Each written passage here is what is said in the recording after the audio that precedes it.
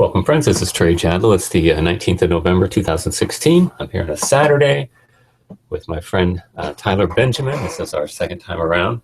We had an exchange, I don't know, a week or two ago. Sorry about the sound in the background. I'm purging a furnace, and the vacuum pump is going crazy. I don't know why it's doing that, but hope it won't cause any trouble. But anyway, so we exchanged a week or two ago, and Tyler asked for another interaction where we can talk about the concept of intentionality and what it is and how we can justify it. So here we are. The floor is yours, my friend. How are you anyway? I'm doing very well. Thank you for asking. And yeah, so I see this topic come up quite frequently in your discussions. It's very interesting, and I think it's an argument that you seem to favor. So if you could just frame it for us just one more time, that would be fantastic, just so I understand how it is that you're understanding intentionality, how you're using it in your defenses, etc. Okay, can you hold just a second? My furnace went nuts. Hold on just a sec.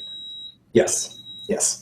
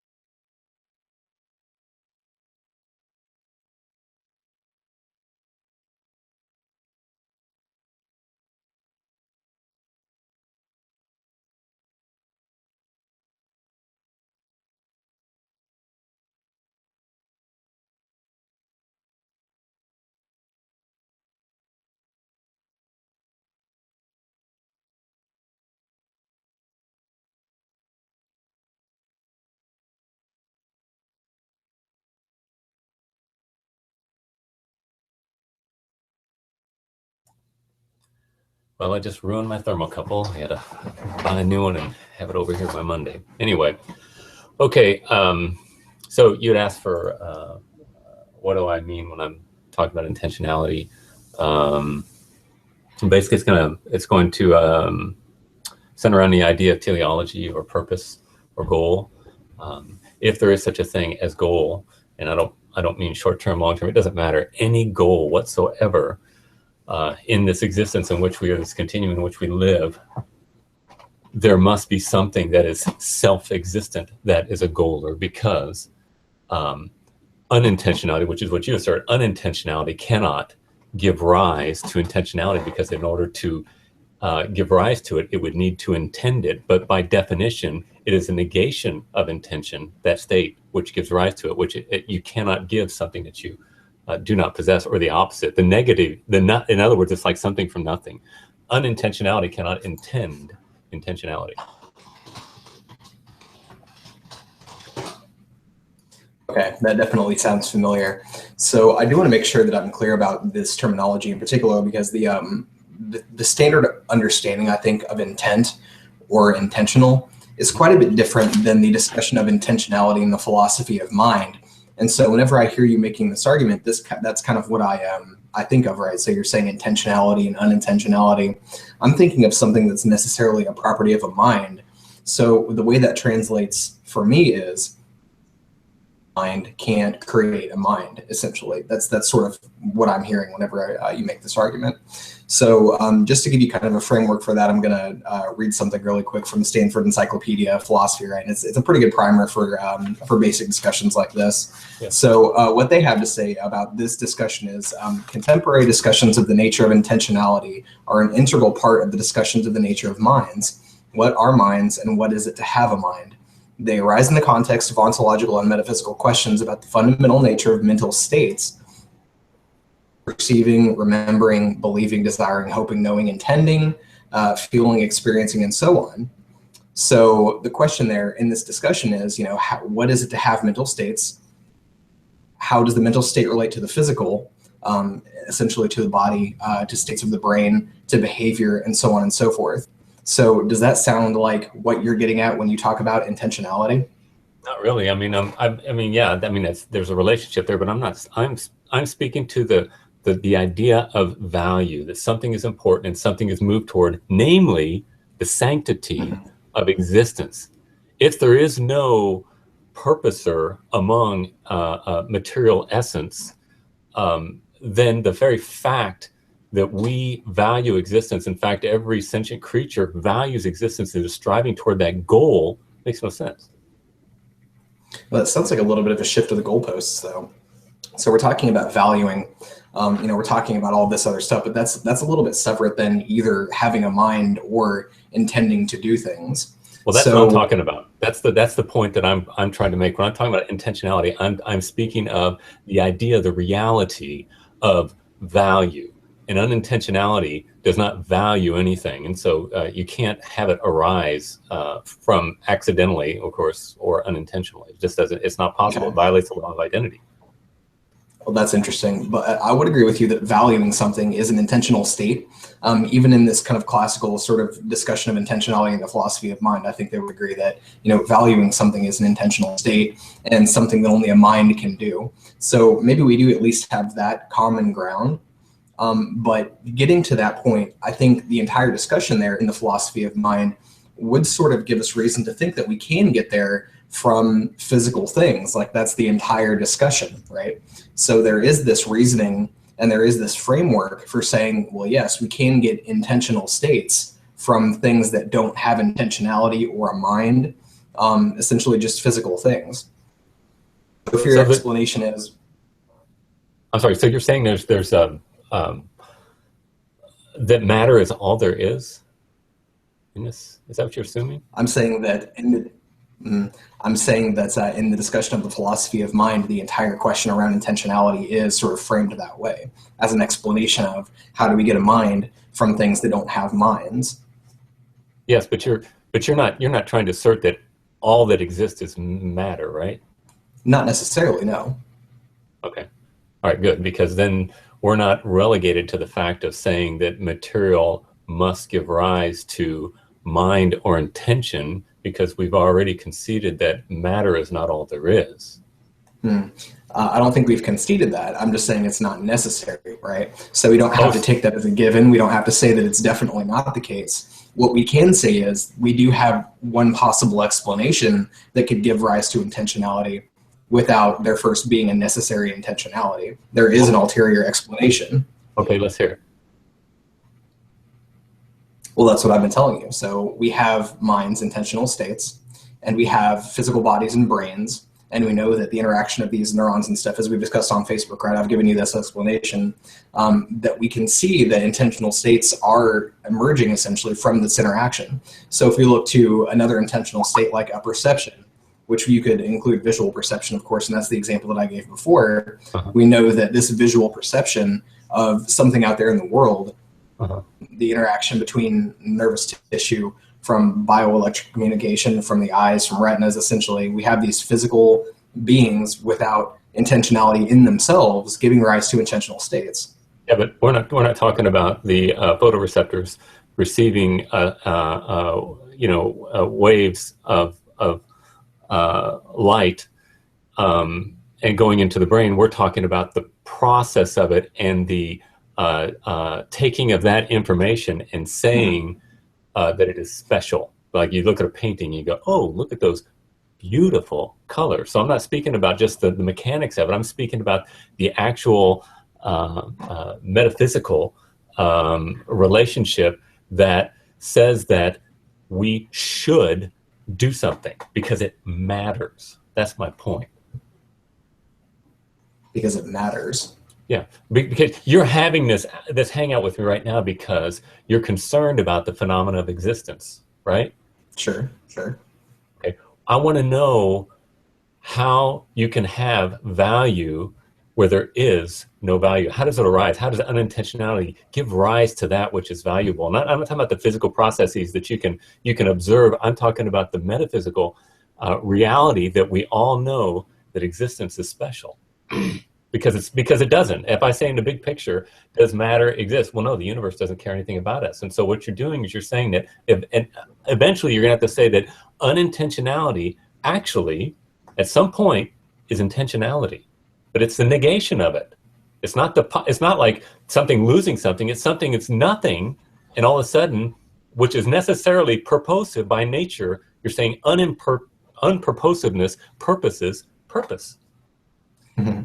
All right, well, let me clarify something, at least this one thing really quickly before I move on to what you're talking about here. So you've evoked the law of non-contradiction, and I believe what that is sort of something about the relationship of propositional, well, just essentially propositions, right?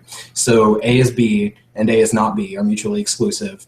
A cannot be B, A is A, that kind of thing. But it's just a relationship between propositions. So we're not talking about causal relationships here. So something that is not a different thing can cause that different thing to come into existence, right? So like a person can create a tool. The person is not that tool, but the person caused that tool to exist.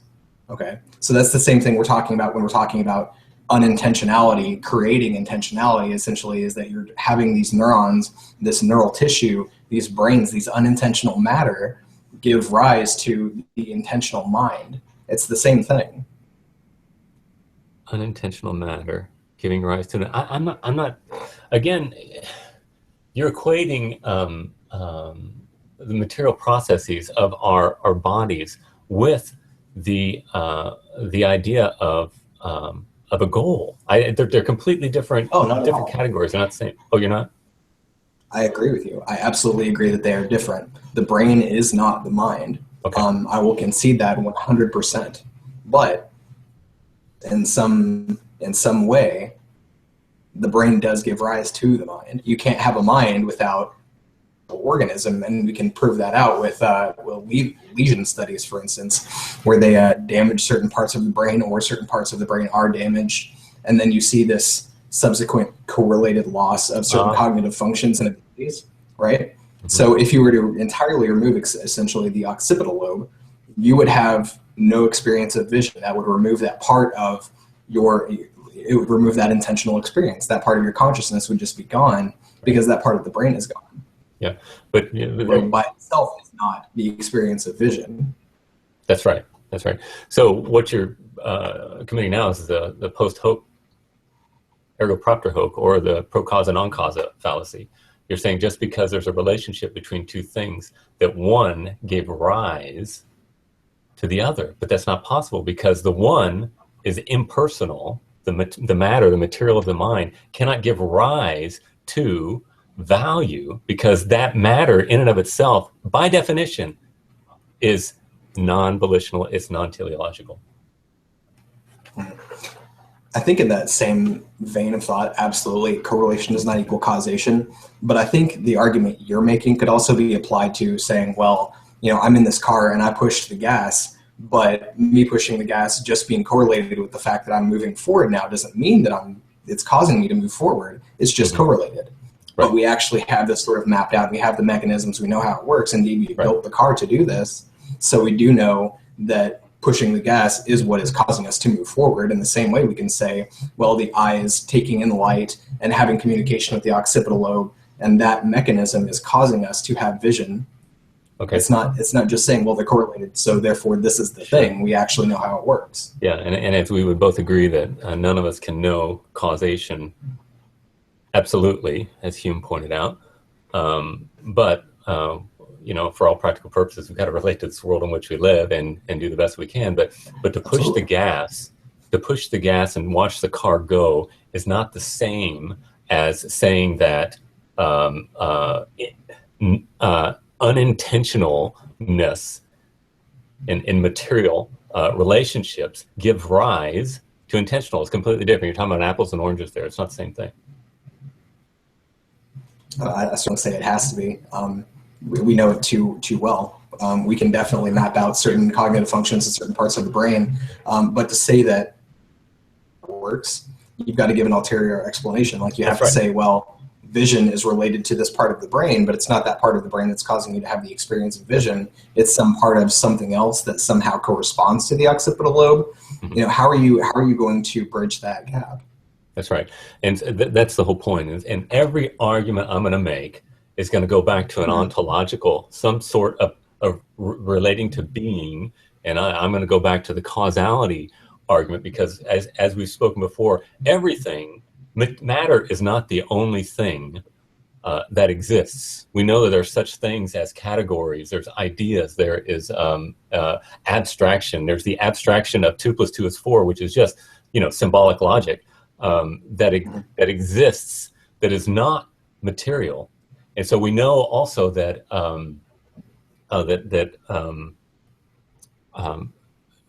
since matter does not exist, we also know that it is not possible to have contingent material be the ultimate reality, because material by definition is limited, therefore it is contingent. You cannot have contingent being without necessary being. And so, and that necessary being must be by definition immaterial, because material is, like I said, contingent by definition. So what we have as volition, and the very fact that contingency exists shows teleology as well, because if it were not valued, it would not be. It had to be brought about. It has to be sustained moment by moment. And if it's not, then it would not be. And so the only thing that makes even a remotely amount of sense is that there is a necessary being that gave rise to contingent being, which means necessary valuer gave rise to contingent value. Well, in terms of categories, concepts, numbers, all of that kind of stuff, I think we can definitely explain it as being mental content, sort of a contradiction there. Mm-hmm. We just have to get to this non-physical realm being essentially caused or created or emerging out of the physical. Sort of that's what I'm trying to explain here as possible. But in terms of necessary versus contingent, this, I think, throws back to the argument that I began to present you with at the end of our last hangout. So that argument, the argument from contingency, essentially creates a contradiction if you follow it from the premises. Okay. It's not a great argument. Okay. Eventually what you end up with is, if God is the necessary being and God must act in accordance with his nature, and it is in accordance with his nature to create the universe as it is, then the universe isn't contingent. The universe is necessary. Okay. Now, if the universe was contingent, that would sort of imply that God could do something besides what he in fact did, which would sort of relegate his choices to being no different than random sort of actions, and that wouldn't be an explanation for anything, right? So no matter kind of like where you go with that argument, you end up with an outcome that I don't think is favorable to your position. Okay, so you're saying that contingent, since the universe is necessary, God had to create it in that scenario, then its being is necessary, right? We're talking about ontology. I'm saying that if you... Sure. I'm saying that if you use God as the explanation, as the necessary being at the beginning of the chain of cause, then there's no step in that chain of cause that isn't necessary. So there's no such thing as contingency. Okay. So your distinction there sort of falls apart. No, I don't think you understand Aristotelian causality. If God created... I absolutely do. Okay, well, let's see. All right, so you're saying that there is a point at which there is pure actuality. All right. And out of that actuality, there arose an effect, right? Sure. Is that effect the cause? I mean, yeah. Are you equating the effect to cause? They're the same thing. Think about the definitions now. I'm saying a cause is a cause and an effect is an effect. But you're saying a cause is an effect right now. But I'm saying that the definition of contingent includes the proposition that it couldn't have been some other way, essentially. So if it's contingent, it could have been something else. Like, it didn't have to be, right? Okay, but you understand that it's completely irrational to say that the cause is the effect, because the effect is the effect of the cause of the cause, right? Logos in the middle. But I'm talking about the definition. I'm talking about the definition of contingent, though. Right. But your If definition, something, you're defining contingency as a aseity, right? An effect as is the cause in that scenario. And no, it's nonsense. not at all. Not at all. I'm saying that contingency is a thing that could have been different or at some point will cease to be. Okay, so it's not necessary. Right. It's unnecessary. It's not necessary. It Okay, could have so been some other way. the universe happens, right? It did happen and it does happen. It's, in other words, it has act and potency both, right? Mm-hmm. Sure. Yeah. Okay. So, But if you use God as the explanation for that at the very beginning of the chain, it becomes necessary. okay. If it is necessary, then it is also the cause, right? No, You see that? It makes no sense. I do see that it You makes can't no say sense, that but the not on my effect, side. well, you can't say that the cause is the effect. That's what you're saying. I'm not saying that at all. I'm saying the universe becomes necessary if you use God as the cause of the universe. That's right. Becomes necessary. Think about that. It's really simple. It cannot definitional, become yeah, anything because necessary is by definition. It's not becoming. So you're saying the effect is Okay, the so you don't like the word becomes. Okay, so if No, God the is the concept. No, it's the explanation of concept. the existence of the universe, I hope Bert is watching this elaborate on because this that? is just exactly what he's trying to do. Huh? Would you care to elaborate on that? On what? The concept part? The concept of an effect being a cause? Yeah, you're saying it's a concept, so I thought you had some sort of elaboration there. It sounded like you were offering a refutation, saying that something was a concept. The concept of causality, that a cause gives rise to an effect. Mm-hmm. Effect is the outcome of a cause or the result of a cause. Mm-hmm. Is not saying, you cannot, by definition, you can't say that the cause is the effect. And by saying that the universe, the contingent universe, is necessary is nonsense. It would be nonsense to say that a contingent universe is necessary because then you have a conflict in definitions. That's right. But if you have God as the cause of the universe, then the universe itself is not contingent. Universe. Okay. Then that which is necessary cannot be subject to change. Do you agree with that?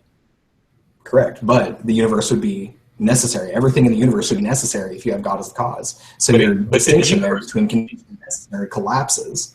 Okay, so in your world, in your definition, what you're saying right now, the universe happened, but it is also necessary. Only if you use God as the cause. If you use the universe as a cause? No, if you use God as the cause of the universe, then the universe becomes necessary, or God's choices are no different than random. Okay, so you're saying, though, that which is dependent is independent at the same time in the same relationship, right? No, I'm using your definitions and showing that they lead to a contradiction, right? Like, so I understand your confusion here because it does lead to some really sort of strange outcomes. And if we line this out propositionally, clearly, and I think I posted that in the Unbelievable group. It didn't get too much attention. I guess it was a little bit too dry and philosophical, totally understandable. Sure. But if you line these propositions out and just kind of show how they relate to one another, you do end up with this weird contradiction. And typically, whenever you come to a contradiction like that, I'm not the one with the contradiction. Logic, Tyler, you're the one with the right. contradiction. You violate the law of identity by the very definition. It's nonsense. It makes no sense whatsoever. No, I'm trying to avoid that, and that's how we lead into this contradiction, saying, okay, we're going to revisit that argument. I'm going to repost it, and we're going to talk through it. Okay, I want to hold you to that because I want to show you how this does lead to this weird outcome based on your proposition. Yeah, but Tyler, you can't even start it. You can't start the argument with a violation of the law of identity. You can't say an effect is a cause. I'm not. That's not how we're starting it. That's not how we're starting it. We're starting it with the argument from contingency, which is that we're starting the argument, okay, with your argument, right? So we have the same propositions here. The argument from contingency is the universe and everything in it is contingent, but a contingent thing can't lead to other contingent things ad infinitum. How can it be contingent if it's necessary? You can't even make the argument. It makes no sense. Right. You lead to a contradiction, but let me finish. Okay. If the universe and everything in it is contingent, you can't have a chain of contingency ad infinitum. At some point, you have to have a necessary cause. Right. And the implication there is that necessary cause is God. But then you also throw in these other propositions that God must act in accordance with his nature. his action to create the universe was necessary because he must act in accordance with his nature, and therefore the universe couldn't have been any other way. So your outcome is the universe is both contingent and necessary, which is absolutely a contradiction. That's right. That's right. And so here's the thing you need to understand, though. Do you understand that there's ad intra, the way God is, before he created, there is no such thing as logic. Do you understand that? I'll agree with that. I'll go ahead and grant you that for the sake of discussion. And here's why I'm saying it doesn't exist, because there's no predication. You see, logic for us is to predicate. All right? We've got our subject and we've got our predicate. And you've got to say that the subject and the predicate must line up. They cannot contradict each other. They can't violate their identity. There can be no excluded middle. They've got to be what they are. So for God, there is no predication. And so when you're pontificating about saying, oh, will God do his nature and he makes his choices outside, what does it mean to make a choice when there's no time, when there's no passage, when there's no change? Absolutely. I would definitely say that God simply is. His actions are. Yeah, I don't know. It's an incommunicable attribute. All right. So I am going to appeal to mystery, but I'm not going to appeal. No, that's totally fine. But I'm not going to appeal to contradiction. And that's what you're offering me. And I'm saying there is a sense that I cannot understand choice outside of becoming, because I'm a becoming being. It is an incommunicable attribute to share pure act or pure being. We are act and potency, a combination of those things, and that's all that we can understand. That's why God must condescend. That's why the Bible uses anthropomorphisms and anthropopathisms. When God says he grieves over the making of mankind in Genesis chapter 6, God's not up there wringing his hand worrying. He's expressing himself in such a way that we can understand that it is a bad thing that is going on, but he's taken on emotional, emotional too, but also human characteristics to convey to us. It's kind of like Calvin said in the Institutes. He said, it's as if an adult must lisp as they speak to a child. In other words, to simplify their language in order for the child to have a communication. Otherwise, there'd be no touch point, because God is not governed by becoming, but he must take on this language so that we can understand him. But I can't pontificate about choice outside of this realm what we have, but I can pontificate about the choice that we do have and what we do understand in our realm. Sure, that's totally fine. And I don't think we have to pontificate or speculate about the mind of God or God's choices, whatever that might mean. I think all we have to understand really is that God is ultimate isness and God is ultimate necessity. And from that, it definitely follows that whatever God's act of creation was absolutely necessary, and necessary followed from God's nature. Therefore, that creation is not contingent, because it would have not been some other way, because God is ultimate isness and ultimate necessity. Okay, and there's another fountain. So calling the universe contingent is contradictory with God's nature if you use God as the explanation for the existence of the universe. It's not contradictory. And that's what I'm saying. You're trying to impose your view of choice outside of time. Remember, there's no. I'm not using a choice here. I'm not using a choice. I'm saying it necessarily flows from the nature of God. He doesn't have to make a choice about it. It just was his act of creation. This is the way it was, and it could not have been any other way. No, you're saying that we don't even know what choice is. That's what I'm saying, outside of this realm which we have. And so you're anthropomorphizing, you're trying to project upon God your perspective on that particular ideal. And what you're doing, not only are you violating the law of identity, you're also equivocating the term necessary. You're changing the meaning of the term in the middle of the argument. Happens is not necessary. How am I equivocating necessary? Necessary does not happen. Do you agree with that? It cannot. It can't entail change. Ontologically. Entail change. Yes. Fine. I would absolutely agree that necessary cannot. And so that's kind of what I'm pointing at here, is that if God is necessary and his act of creation is necessary, then there is no contingency in his act of creation. Right. So it's not necessary. That's the point. You're trying to define necessary as contingent. Wait. Are you saying that there is no such thing as necessary and contingent because it all just kind of collapses into one thing? No, I'm saying that contingent is necessarily defined by change or becoming. That's what the word means. And so if we have this reality called becoming, then we Sure. know that becoming is. But we also know that becoming is not pure act. It can't be. By definition, that's what the words mean. Mm-hmm. Mm-hmm. I still don't see how that poses a problem for my argument against the argument from contingency. You don't have an argument. My argument is that it leads to contradictions. I think we're seeing that play out. I absolutely do, because the conversation is getting so confused about these definitions because one thing can't be another, and that is absolutely my point. Because if you follow from these propositions, that's kind of what you come to, is this weird situation where things mean other things. Back out, but we've got a little. That's why it's not a valid argument. The argument from contingency is absolutely not a good argument. I will agree with you there. I hope that's what you said. But we've shifted a little bit off the tracks. We've shifted a little bit off the tracks here. I think we're talking about some, intentionality and such. So let's just say, for the sake of argument, you have this kind of explanation that comes from something non-physical. If you just necessarily believe in soul, right? Whatever it is about humans that is essentially human, that is not physical, then it's going to be really hard to make any sort of argument from the purely physical, because you have this kind of presupposition, right?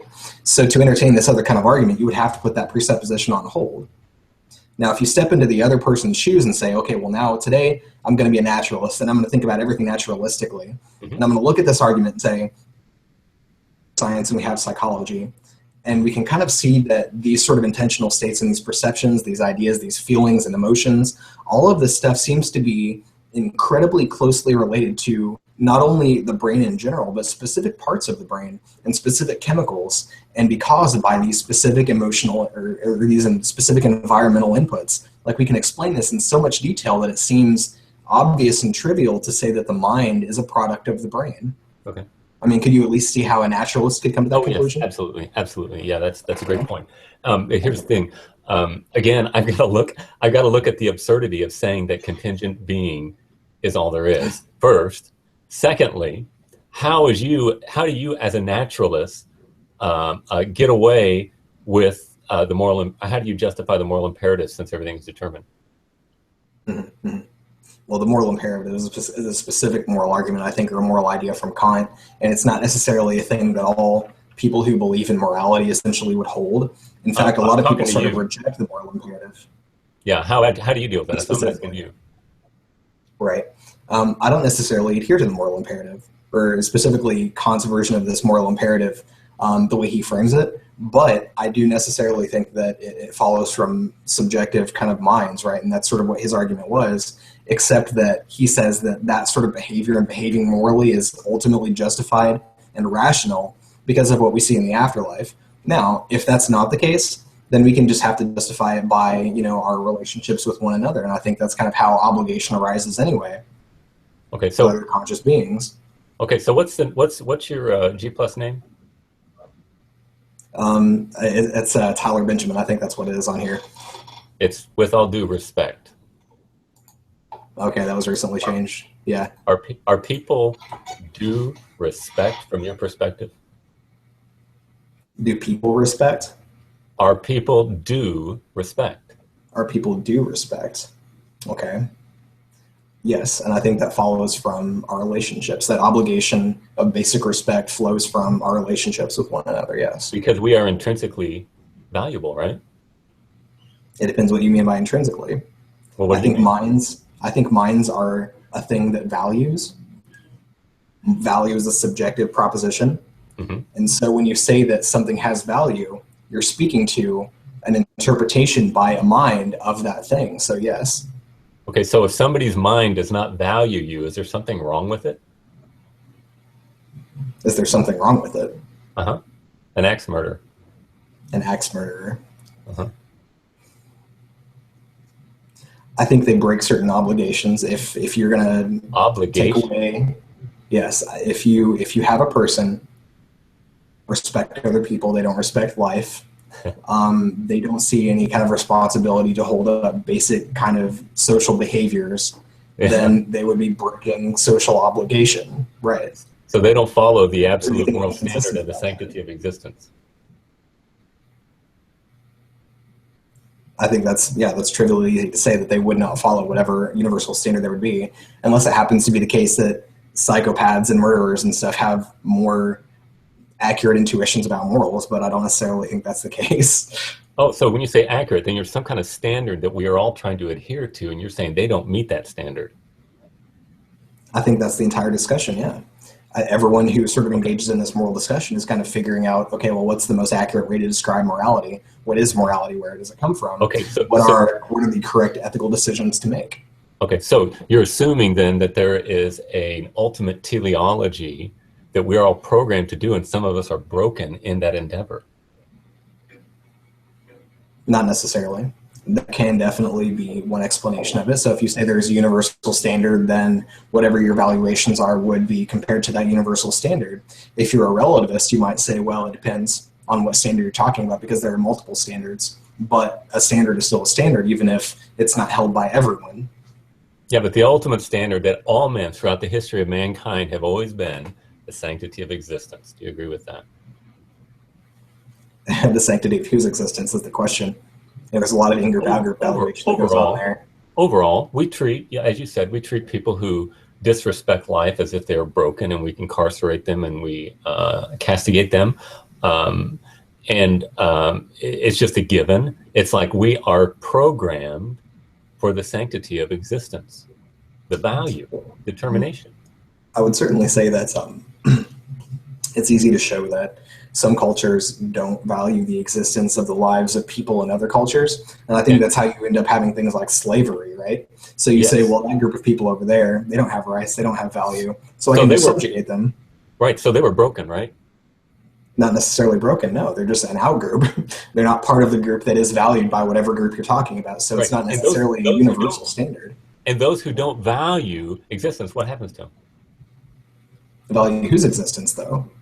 If an entire culture, none of them valued existence, what would happen to them? Existence in general? Well, that's a little bit different than saying, well, I don't value that specific person's existence. So you might live in a culture that says, well, all lives are valuable. You might be a Jainist, from India, or you might be, a Southern slave owner who says, well, white lives matter, and these other people, their lives don't matter, so I can own them as property, right? Now, if that person were to say that, well, this other person who is like me, their life doesn't matter, then their culture would disagree with them. But to say, well, this person who is a slave, their life doesn't matter, that wouldn't clash with their cultural norms and mores. Yes, but I'm talking about, they don't value any life, including their own life. What happens to that culture? Could you have a culture that was structured on the non-valuation of all lives? I don't think that would count as a culture. That's the whole point. What happens to them? They go extinct, right? I would say that would, that seems like a clear yes. So we all have this goal within us that we are even the hard left person wants to take care of the planet, because the whole goal of every man who is not broken, we all know this, is to save the phenomena of existence. That's what we're here for. You're in this hangout right now to save the phenomena of existence. You're trying to help me to be able to think about things more clearly so that I can correspond to reality, so that existence may be furthered. And you know what? So am I. But one of us is right. One of us is not so right. That's fair. I will say that my reasoning, though, is specifically because I'm watching your hangouts and I'm seeing you use this argument, and it causes within me an emotional reaction. I don't necessarily know if that corresponds with. No, I'm telling you, that's my personal experience. If I look at this clearly, all that's really happening in me is I hear these words, they sort of clash with something that I think, and it causes in me an emotional reaction that leads to the behavior of, hey, Trey, you want to have another hangout to talk about this argument? Right. That's kind of like what that leads to in me, right? That's kind of the way I see this. If I look at it, not from the perspective of, well, I'm saving all of humanity. No, I'm just kind of like emoted by this argument that Trey Jadlow is making. But you're emoted for a reason, and that's a noble thing. In other words, you would agree that Adolf Hitler was trying to save the phenomena of existence with what he did. Do you agree with that? In his view, I think he was trying to save the German existence, yes. Okay, but he was broken, right? But everybody does what they do, and even if they're a nihilist, sure. And again, if somebody is a nihilist and they kill themselves, everybody says, "What a doofus." he missed it, you know. But anyway, to me, this just seems so trivially true, and Right, it colors everything that we do. Honestly, whenever something seems trivially true to me, it makes me a little bit suspicious, right? So That's fine. if something seems so obvious to me as to be trivial, and this is kind of a product of me just talking to people who are smarter than me. Sure. So like I've come into this particular group, right, on Facebook, and there are a lot of PhDs in there. There are a lot of really educated people who know a lot more about a lot more topics than I do. Sure. And whenever I come in there and present an idea or argument, they typically don't have very much trouble finding the flaws in that argument, even if I think it's absolutely watertight, right? Yes. So that has given in me kind of this inherent doubt, I think, for anything that seems trivially true. So whenever something seems trivially true to you, perhaps you should investigate it just a little bit more, because it might just be the product of your biases or your held beliefs, or this natural resistance we have to reject anything that kind of clashes with those beliefs. Be very, very suspicious of that. I agree. And I think we all need to have an epistemological humility and always be stepping, but be careful. We don't want to come to the position where we say that I am utterly skeptical about everything, and you give up the salvation of the phenomenon of existence. And this is my problem with atheism, is that it's really not a very, very deep movement at all. I think it's very, very shallow. They all relish in the idea that they're skeptics, but they don't even realize the reason they're skeptical is so that they can save the phenomenon of existence. In other words, they say, "Oh, we can't have any certain." This is why I don't have any respect for current philosophy, because basically it leads to agnosticism. And if you look throughout the history of mankind, starting with the Greek culture, and then you move through, and they grew skeptical, and Socrates shows up. Then you've got Aristotle and Plato couldn't work it out, and so another time of skepticism came along. And then you had the Apostle Paul showing up and giving a new analysis, new synthesis of reality. And then you have, going through the Middle Ages, and we have a degeneration there, and we have the Renaissance giving rise to the Reformation. We're always going in these cycles. And at the bottom side, on the back side of that, right before things fall apart, you've got skepticism, not for the purpose of salvation, skepticism for the sake of skepticism, and people become complacent and apathetic. And if anything you see in our current society in the West, and really the entire developed world, we're having this thing where we are very, very apathetic. And the thing is, and the more apathetic a people become, they kind of degenerate, because there's no coherence, there's no reason for us to live, there's no thing to move toward, there's no idea of virtue. And if there's anything lacking in the atheistic community, it's virtue. That's why I don't hang out in a G+ community, because they act like filthy animals. They are disgusting human beings. And they think they're the savior of the world. What's that? It is a brutal critique. Yeah. Why don't you go watch JD's show some Tuesday and look at the title of his show, then look at the soft porn he does for the banner on the top, and then go and listen to them talk about the F-wits and the bell-ends, and then the way they dehumanize those whom they disagree with. They act like beasts, and that is the sure sign of a society that is unraveling. I want to have virtue. The epitaph on my headstone, I want it to say integrity. He was a good man. That's what I want. And I want to know from the atheist community, what can you give me to meet my desired goal? And they have nothing. Absolutely nothing. It certainly might be the case that you're talking to the wrong atheist, man. I've been doing it for almost 10 years now, and that's how they are. That's how they are. That community is deplorable. Ask Bert about his pictorial book he wrote with his daughter. What's that? Okay. I've seen Bert's videos on that, and I think the evidence shows that he has a fantastic relationship with his family. Oh yeah, I'd be very careful about making that critique. But I have seen some of these hangouts that you've had with the G+ community, and I don't think they're necessarily fair to you. I think they're very aggressive. I don't think they approach you with intellectual honesty all the time. I will grant you that. It's not always a great interaction, but those people that you've had such conflict with don't represent all skeptics and all atheists. That's true. I know a lot of secular people who have only the most moral of goals in mind, right? Like a lot of the philosophers that I know, they're skeptics, right? Most of them are. That's absolutely true. It leads to this agnosticism. I will grant you that. But it seems like their life's work is in figuring out correct moral behaviors. And I would say that that's absolutely not unethical. They're not unconcerned with value. They're concerned with how do we figure out value now that we've sort of moved away from this belief in kind of like a supernatural higher order. And people do need that. We absolutely hunger for these like ultimate answers, right? Because for whatever reason, they're emotionally appealing and they're easy. And in fact, like it's a trap that we fall into. And I think that sort of dangerous leaders can arise that are people who offer these easy answers. And then we find ourselves in terrible situations that might actually be what we're seeing with this election, in my opinion, perhaps, but not to go off too far. But yeah, like, so maybe you just need to listen to different atheists because not all of them are like that. Well, let me say this. I would time. say Thus far, usually I'll have my first hangout's usually pretty good, and it starts degenerating after that. But thus far, you have been an absolute delight. You're very kind. You're very respectable. And this is what I liked about our last hangout. It's like I'm talking to you, and you're listening to what I'm saying. And if I make a point, you say, "Well, that's a good point, but have you thought about this?" And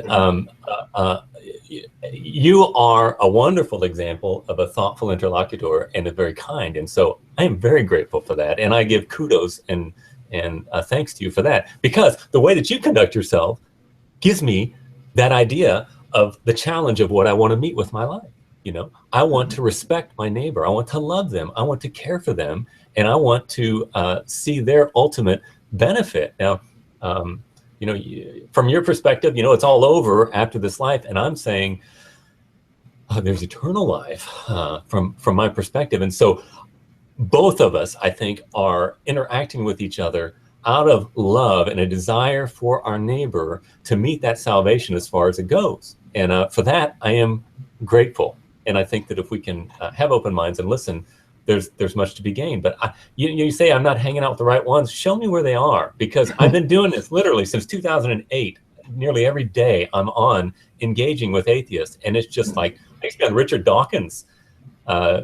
Dawkins' Foundation for Reason and Science. They finally had to kick me off because they just couldn't answer the questions. And I'm telling you, the guy, I'm not going to tell you his name, but the guy who was a moderator there, I met him at later on another place, and he goes, "I want to apologize to you, Trey." He goes, "I was not behind that, you getting kicked off there, because you did nothing wrong. But you shouldn't have been kicked off." So the problem with me, I think most of the time is the hobby horse is too holy and cannot be touched. And when it gets touched, then you get the axe of people's anger. That's what it seems like to me. there's definitely a point that was made to me recently, or at least I saw somebody making this point. It was you might recognize the name Ozymandias Ramses II. He's on YouTube quite a bit. Yes, really interesting guy. He refuses to engage me. He will not talk to me. He may have his reasons, I don't know. But an interesting point that he made was that, you know, just being a skeptic or an atheist doesn't automatically mean that your reasoning is good, right? That's true. So, yeah, absolutely that needs to be considered. Yeah. But for me, in terms of coming to you, I really appreciate you saying the nice things that you've said about me. I do try to conduct myself well and like really listen to people and kind of understand. And I would say that comes from not necessarily just even a moral understanding. I don't know, but for me, it's more about the understanding that this person has similar experiences as me in life. You know, they're a mind inside of this, you know, flesh prison, essentially. They have these experiences, they have these sort of life challenges, things happen to them. And, you know, they're pretty much on equal footing they're on the same footing that I am, essentially, in terms of being just sort of this human in this human experience. And in no way does that appeal to, well, there's this ultimate standard out there that tells me that I should be a certain way. It's just pure empathy. You know, it's just me trying to understand the other person. And, you know, I don't think I need an ultimate standard for that. Like Penn Jillette actually made a funny argument about this too. He was like, well, you know, sure, I'm an atheist. And a lot of people say, well, you know, if you're an atheist, if there's no God, what keeps you from going out and murdering just, you know, however much you want to? And he's like, well, you know, I do murder exactly how much I want to, and the amount I want to is zero. You know, it's really just all comes down to empathy, I think. But that's the whole point, though. The question is, and I think that's such a silly argument to say that if there's no God, people will go out and murder each other. No, they won't. It is silly, yes. I We agree are with that. all determined to value existence. So the question is, Penn Jillette, what justification do you have for the sanctity of existence? That's the point. That's the real question. And the atheist has no, and this is my problem with atheism. It's exactly one half of a worldview. It's a negation of something. It's a negation. Yeah, it's definitely, it's not a worldview. It's not a worldview. I would go that far as to say it's not half of a worldview. It's absolutely none of a worldview. It's just the lack of a certain kind of belief. But every atheist has a worldview that begins with that negation. Would you agree with that? I would say that not believing in God really changes how you view the world. I'll grant you that. You know. But every single atheist has a worldview, and it is necessarily defined by atheism by their own admission. Do you agree with that? Not necessarily. An atheist who says there is no God does not have a worldview, and that worldview is centered around there being no God. So you're saying that a person who positively says there is absolutely no God. Well, no. I'm saying that whatever they mean by that term atheist, most people mean agnostic, okay? Whatever they mean by that term, they have a worldview, and a necessary entailment is that term, however they define it, atheist, right? Or agnostic. Okay. By definition, that's what it is. So not one person has not one person does not have a worldview who is sentient and interacting with this world in which we have, right? Everyone has a worldview, correct? Yes, absolutely. But for the agnostic, I would say that it's not necessary. Like, that's the whole point of agnosticism, is that it's not necessarily this, it's not necessarily that. But they do make affirmation, right? They make what? They do make affirmation about reality, right?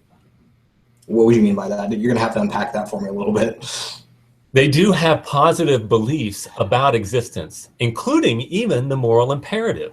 In other words, they say that they exist, that we can relate to the world in which we live, that we should, nearly all of them, that we should treat others in a respectable fashion, that we should further society, we should save the planet, we should be conservative, and I mean conservation, that we should, be nice to animals, be nice to humans, all that stuff. They all have positive affirmations about existence. It's not negative. Everybody has a positive worldview. Now, the Christian worldview is an M theory, okay, about reality.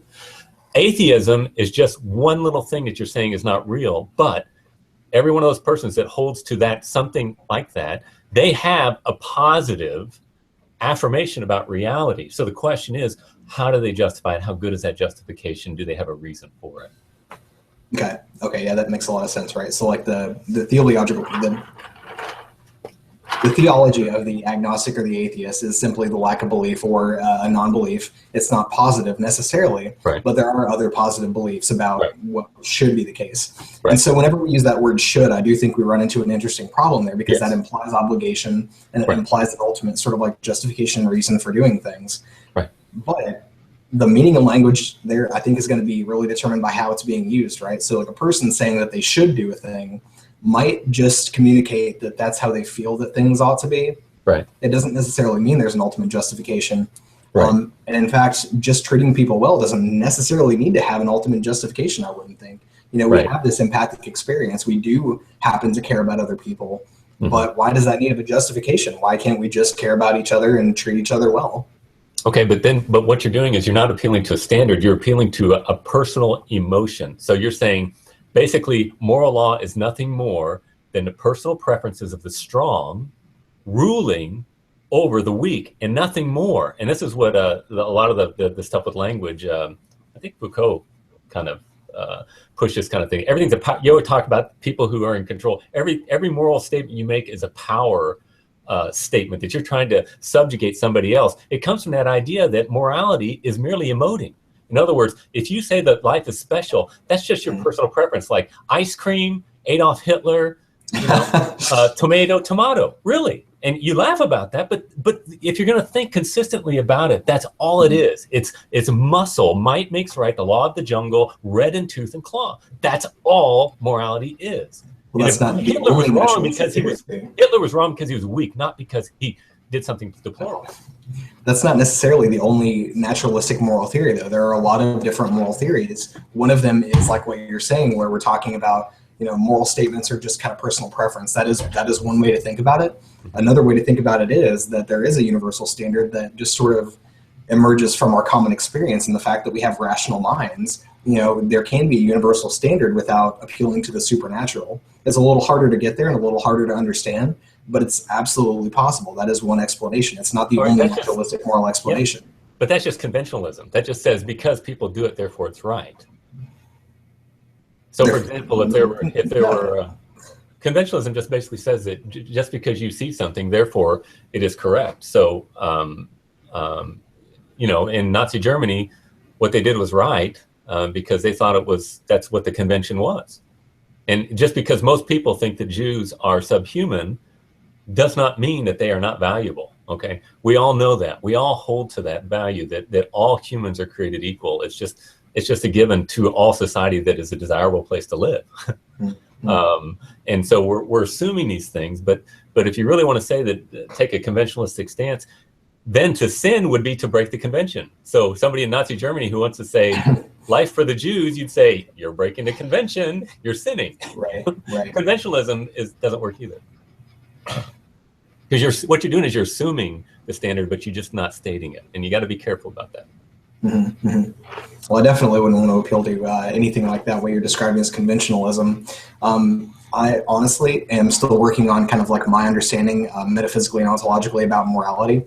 I'm still working out what makes the most sense. I've had a lot of people come to me about like a realism that doesn't sort of appeal to anything supernatural. It might just be that moral properties exist in the universe the same way that any other property does.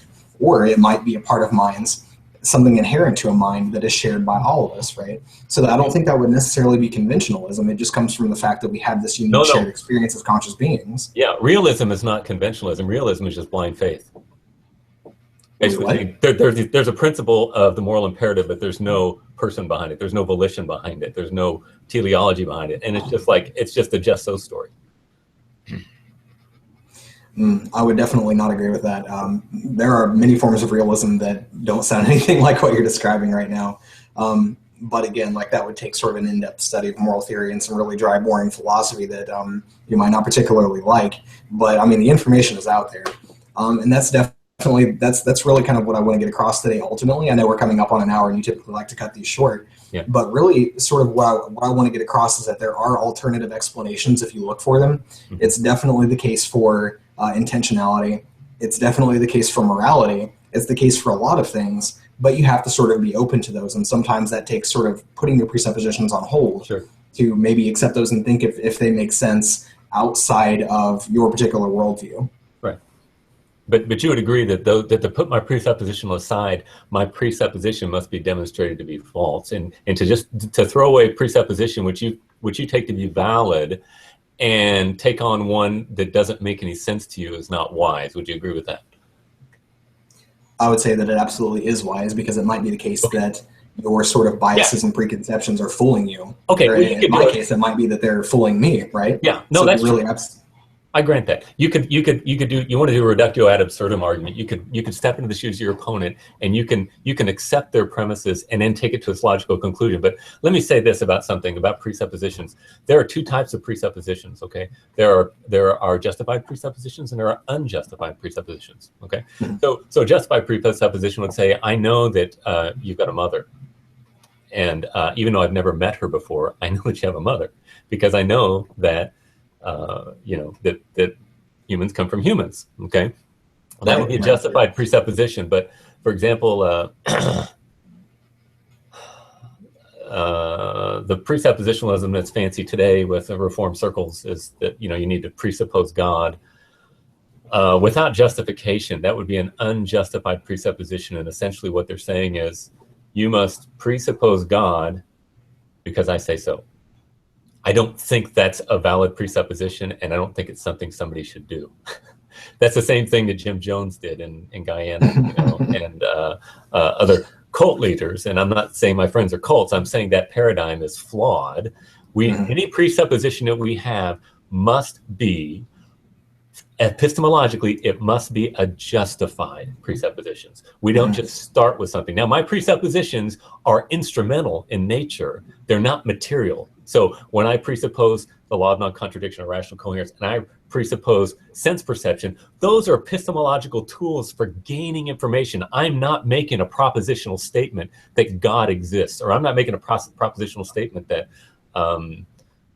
contingent exists. I'm using those because if you don't have those tools, there's no interaction with the world in which we live, and there's no way to sort that information. So, and I've never had anybody disagree with me on those, because everybody realizes that you do have to have those. Those are, in a sense, unjustified in an ultimate sense, because we can't even prove, as I said earlier, can't necessarily prove even causality, but we've got to go with what we've got. Okay, and we've got to take that information, we've got to interact if we are going to save the phenomenon of existence, and we've got to use the tools that we have, the best ones that we can find. Now, there may be better tools than what I've got right now, and I'm open-minded to that, but my presuppositions are not necessarily hardly justified in a hard sense, but it's the best that I've got. And as you said, I think you properly said, we need to always be open about everything. I believe the Bible says it. It says in 1 Thessalonians 5, it says, test all things, hold fast to that which is true. That means test, means doubt.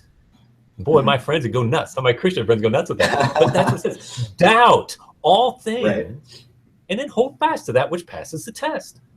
And that's what I do with everything that I do. I try to doubt as many. R.C. Sproul does this. He says, I'll make a list every once in a while. He goes, I'll write 9 or 10 things or something that I absolutely cannot doubt. I try to doubt everything. He does the Descartes test, and he's, what can I doubt? What can I doubt? What can I doubt? And we need to always be doing that, understanding that we're contingent creatures. We make mistakes. We make mistakes all the time. We need to always be revising our ideas and rethinking things. And the reason I'm not afraid to do that as a Christian, because I'm convinced that God does exist, that Christianity is a true proposition, and I'm happy to revise that, because why would I believe something that does not correspond to reality? What good is that? Absolutely. And if it cannot stand the test of scrutiny, what good is it? That doesn't mean I'm going to have answers for everything, but overall, I need to have a paradigm. I need to have an M theory that is coherent, and that's what I'm looking for. I would definitely agree with that. But I would also say that, okay, so these logical tools that we have, a lot of them are sort of founded, in my understanding, on intuitions and sort of a priori reasoning. We can't fully justify their use, obviously, to sort of provide a rationale or justification for, thinking rationally or whatever, that doesn't make any sense, right? So we just have to kind of believe that it works, and it sort of pans out, I think, in the results that we have. Whenever we do think logically, we can lead to sort of conclusions that do correspond with reality that can actually be tested, and we can see those pan out. Mm-hmm. But if you're going to appeal to those, whenever someone presents you with those tools and says, well, you're making this sort of fallacy in your reasoning, or you're making this mistake, or if you set up the propositions this way, then they lead to this contradiction, you sort of have to accept that. And that doesn't necessarily mean you have to, hold on, let me finish. Sure. You don't necessarily have to reject your entire worldview because someone shows that you're committing a logical fallacy, but you really should consider that the specific argument that you're making to defend that worldview might not be the best argument to make. Right. But did you see what you just did there? You said basically you've got to get rid of the law of non-contradiction because it's shown to violate the law of non-contradiction. You said it might not be coherent. You're assuming the very thing that you said was a foundation that's something you should doubt. Wait, hold on. When did I say that? What? I'm not recognizing where I just talked about the law of non-contradiction. You just said it. The presuppositions that you have as epistemological tools may not be logically coherent. Something like that. And it's like, well, wait a minute, that's what the foundation is, logical coherence. No. Essentially, the argument that I was making is that if somebody says, okay, well, prove to me why I should be rational in my thinking, and then you try to reason with them why they should be rational, then you're just sort of going in a circle, essentially. It leads to a kind of like a tautology or something like that. I'm not wording it very well, probably, but you can't sort of use logic to justify logic is sort of what I'm getting at, right? So you do have to rest on that intuition at some point, and that is just a brute fact of philosophy that at some point you just have to kind of follow on those intuitions. Right. No, I agree with that. Yeah, but if you're going to agree to do that, if you're going to say, well, okay, well, these are the intuitions that I'm going to rest upon, then you kind of have to accept whenever they lead to conclusions that you don't like. Absolutely. Yeah, of course. Absolutely. Okay, well, listen, I gotta see if I can find a part for my furnace for Monday. I screwed up my thermocouple. I need to see if the place is still open and can I get one from. This has been a wonderful discussion, as the first one was. I'm really grateful it hasn't gone sour yet, our relationship. But I'm always happy to interact with you, Tyler, anytime you like. You're very kind and thoughtful, and I appreciate. I feel like we're debating, okay, opposing ideas, but I feel like we're having a conversation, okay, and I feel like that is enjoyable and helpful, and I think I said this before, leads to enlightenment for both of us. There's always something to learn. Every interaction I have, I learn something. Sometimes it's, that I shouldn't have interacted with that person, but there's always something. But not so with you, of course. You're very thoughtful and intelligent and very kind. So for that, I am very grateful. And again, I hope that I can challenge you toward the good life and that you can challenge me toward the good life, and that we can both learn how to better live our lives through our interaction. Absolutely.